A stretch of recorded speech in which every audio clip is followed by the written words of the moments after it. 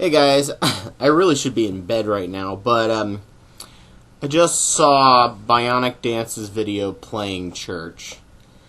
And it's funny to see how shocked she is by the blatant out of touchness of the lady in the video. They're selling a church playhouse, a playhouse that looks exactly like a church, and they say things like, "Remember when you played church as a kid?" And she goes, "Well, no, I don't. I played Star Wars as a kid, or something, actually fun." And it's just like, well, to be honest, even as obsessed as we were as children, I actually was extremely obsessed with Star Wars 2 as a child. Unfortunately, I had an Aspie-level obsession with it, to the point that Mom got sick and freaking tired of hearing me talk about it all the time.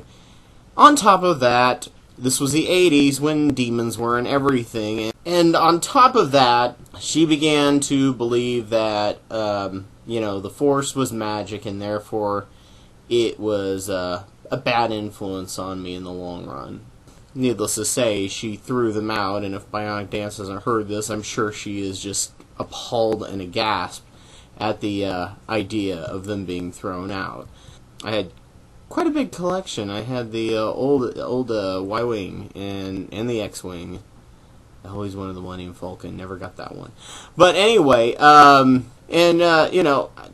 give my mom crap, but unfortunately, had she, instead of using the Bible, use, say, psychology, they probably would have figured out how to redirect my Asperger's obsession. Mind you, they didn't really have as good of understanding of my condition back then either, so. But it would have been better than just tossing everything. What you got to do is you kind of got to create multiple obsessions, so they're not obsessed with just one thing. Maybe introduce me to some new things that were just as cool, because there were a bunch of really cool things out there. I remember playing church maybe once or twice, there was a few times. We had our Fisher-Price Little People go to church, but it was, for a very, very short part of our playtime. It was because A, it was a normal part of our life, and B, it was a boring part of our lives. So church usually lasted at best a minute, if that. You'd have the pastor up there going blah, blah, blah, blah, blah, because kids are silly, and, and then you maybe sing a song or something like that, and that was the end of church for you playing as a kid.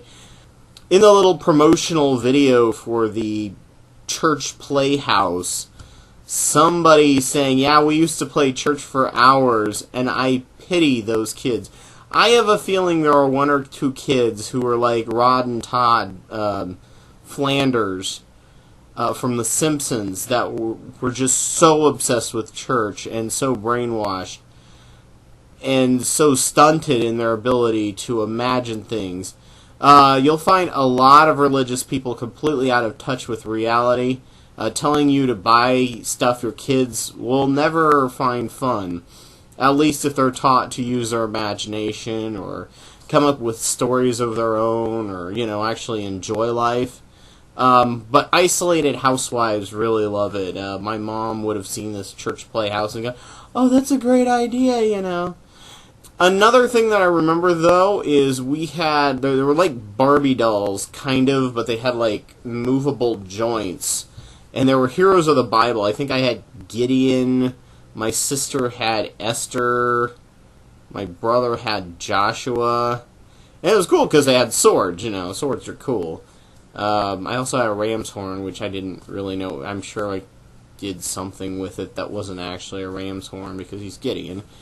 They had armor and weapons, but I can tell you, we didn't ever use them to reenact Bible stories. We just we had made up our own new adventures that weren't in the Bible.